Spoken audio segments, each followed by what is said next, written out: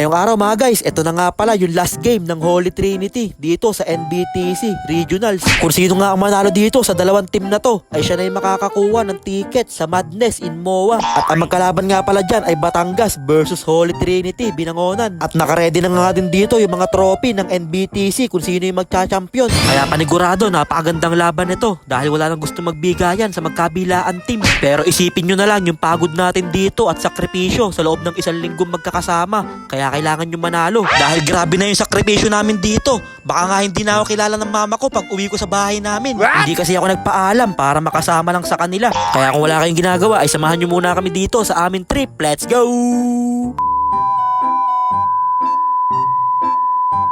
So, ayun po sinundo na nga dyan ni Coach Don Amo yung first group at nanood nga din pala ngayon dito si Vince Layson pero hindi pa din siya makalakad dahil sa tapilok niya. Kaya yung second group ay nag-commute na lang at panibagong sasakyan na naman yung nasakyan namin dito sa Las Piñas. At scanning naman si Coach Jake, panay ang video. Gusto na ata akong palitan. Bye-bye yo! Madami na nga kami nasasakyan dito sa Las Piñas. Kulang na lang kalabaw yung masakyan namin. Kaya tol, andyan na sila. Makukuha kaya nila ang ticket papunta ng MOA o ticket pabinangonan ang makukuha nila. At quality mag-aral dito sa Perpetual, manggaganda ng estudyante. What? Pero joke lang, hindi ko nakita yun. Sa kalsada lang ako nakatingin. Kaya tol, andyan na sila. Lalaban pa ba sila? O kukuhain na nila ang ticket papunta ng Binangonan? What? Pero kita ako naman sa mga mukha nila na gusto pa talaga nila makipaglaban. Sayang lang talaga na injury si Vince Layson na tapilok. Kung hindi na injury yan, naku po, yari kayo lahat. Nasalbahe kasi sila ng Mindoro. Nagamitan sila ng mga dirty plays. Kaya nabawasan na yung mga player ng Holy Trinity Binangonan dahil sa mga injury. At nakaredy na nga din dito yung mga trophy. Kaya wag na natin patagalin yan. Simulan na kagad yung laban at nagpakawala kagad dyan si Prime Didik ng isang 3 joint. Sabay nang haldag pa si McDaddy at tinarakan pa ng Siko. Pero nakabawi naman kagad dyan ng Batangas. May kasama pang foul and 1. Kaya tumatakbo na ulit si Prime Didik. Biglang tumigil sa 3 joints. Ilista mo na ulit yun. At nakakuha pa siya dito ng isang Rexona power rebound. Kaso lang nabawian kagad sila dito ni Big Bo Belga sa ilalim. Sabay nakaagaw na naman dyan ang Batangas na kay Idol. Dire-diretso sa basket. Easy layup yun. Kaya napa-take over mode na nga dyan si Prime Didik. Sinalsal pa bago i-layup. Sabay nagpakawala ulit siya ng isang 3 joints. Ilista mo na ulit yun. Mukhang maganda ang gising ni Prime Didik. Kaya nakisali na nga din dyan si Flowlit ng Las Piñas. Grabe moves naman yun. At binigay na nga ang bola kay birthday boy Cap Robin Padilla. Nakisali na nga din sa 3 points party. Pero hindi naman pumayag dyan ng Batangas at nakikipagpalitan din sila ng mga 3 points. Sabay nalusutan pa sila dito ni Idol. Grabe moves naman yun. At kakatapos lang ng first quarter at ito nga pala yung score. Kaya simula na kagad yung second quarter, naka-layup kagad dyan si Prime Didik. Kaya nasa Batangas na dito ang bola, binigay kay Idol, open na open, ilista mo na yun, papang. Kaya na kay Prime Didik na dito ang bola, biglang tinira sa 3 joints, umuulan ng 3 points dito sa Villar Coliseum. Pero sabi dyan ng Batangas, mamaya na kami titira ng 3 points, mangangaldag muna ako dito sa ilalim. Kaya tumatakbo na dyan si Kundishan, dumiretso sa basket, kinaliwa pa. At teka lang, bansakit na ng lalamunan ko kakasalita, kaya time out muna si Ninin Vlogs, full time out.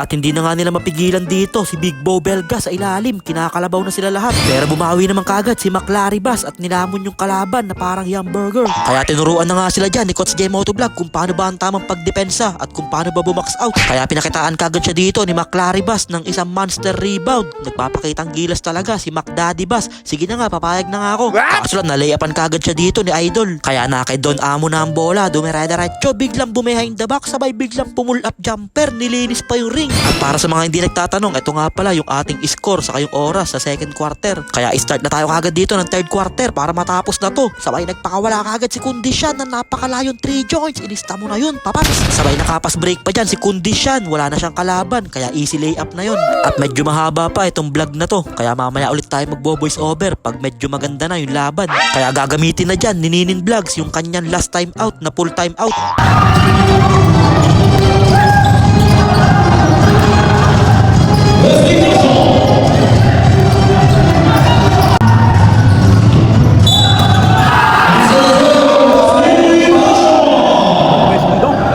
Wesley Caution.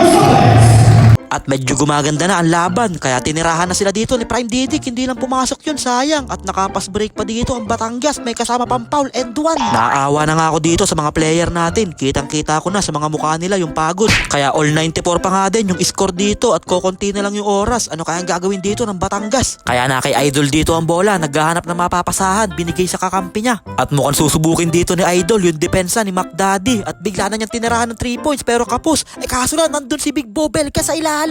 Aray mo, hindi nyo na i-box out. Nalason patuloy kayo ni Big Bo Belga. Sabay natapal pa dun si Prime Didic. Aray mo, ang sakit sa puso. Kaya nasa Batangas pa din dito ang bola, binigay sa kakampi niya. May kasama pang foul and one. Tayo na talaga, ang sakit sa puso. Yung kalahati ng puso ko masakit, pero yung kalahati masaya. At mukhang dito na nagtatapos to. Kaya sa huli, panalo na nga dyan ang Batangas. At sila na makakakuha ng ticket papunta ng MOA. Kaya na, sayang talaga, nakakapanghinayang. 2 talo lang sila dito. Pero yung 2 talo na yun, napakasakit. Kasi nakakalamang naman sila ng 4th quarter ng malaki. Pero saglit lang, pag nag-choke lang sila sa depensa, nahahabol agad sila. Imbis uuwi kami ng Binangonan na may bonus, napunta pa ako dito sa may Buhos. Iwan na muna ako dito sa Las Piñas, stay in muna ako. At sabi ko nga sa inyo, ano man ang maging resulta, proud na proud pa din kami sa inyo dahil lumabang kayo hanggang dulo. Hindi man natin nakuha ngayon yung ticket papunta ng MOA. Meron naman tayong ticket sa bus pauwi ng Binangonan. Kaya tol, andyan na sila. Uuwi na kami ng Binangonan. Pero ayos lang yun, ganun talaga. Talo man kayo sa laro, panalo naman kayo sa mga puso namin. Dahil binigay nyo yung best nyo simula umpisa hanggang dulo. Kaya sabi ko sa kanila dyan, wag na kayo malungkot. Tara, bibilang ko na lang kayo ng tinapay. Masakit pa naman ang puso ni McDaddy. Kaya binilang ko siya dito ng Spanish bread para medyo mawala yung sakit ng puso niya. At sabi ko nga sa kanya dyan, ano pang gusto mo? Meron pa ako ditong 105. Gusto nga daw niya ng mangga dahil nagke-crave daw siya. Kaya binilang ko na kagad siya dito ng mangga para medyo mawala yung lungkot niya. Kaso malungkot pa din siya, hindi daw masarap yung alamang. At kinuha na nga din dito ni Prime Didic yung award niya na Mythical 5. Kaya congrats Prime Didic, hindi man natin nakuha yung ticket papunta ng MOA, ayos lang yun. Mahina naman yung aircon sa MOA.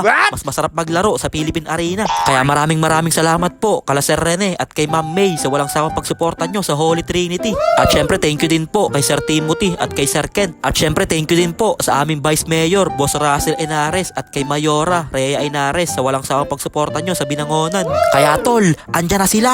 Nakuha na namin yung ticket pauwi ng Binangonan. At habang pauwi nga kami, ay sabi sa akin dyan ni McDaddy, bakit ganon Kuya Ninin? Binigay ko naman lahat. Pero sabi ko sa kanya, ayos lang yung bayaw, nandito lang ako. Kaya pagbaba namin ng sasakyan, Coach Genyo, pagod na. Akala mo galing ng ibang bansa, galing lang kami sa Las Piñas. At medyo nahihirapan pa yung mga iba namin kasama dito kasi hindi makalakad na maayos si Vince Layson. Grabe nga yung nangyari sa kanyang tapilok sa paa niya. Salbahe kasi mga taga Mindoro. Kaya kahit talo sila ay ayos lang. Pag uwi namin dito, may nakaredy kagad na pagkain. Kaya thank you kay Ate Kate sa pag-aasikaso at pagluluto nito napakasarap na ulam. Natalo man sila sa laro ay panalo naman sila sa experience at sa banding. Kaya yun lang mga guys, maraming salamat nga po pala sa walang sawang pagsuporta at sa palaging panonood. I-follow nyo na si Ninin Vlogs para sa mga susunod pa vlogs. Mag-ingat po kayo palagi. Bye bye yo!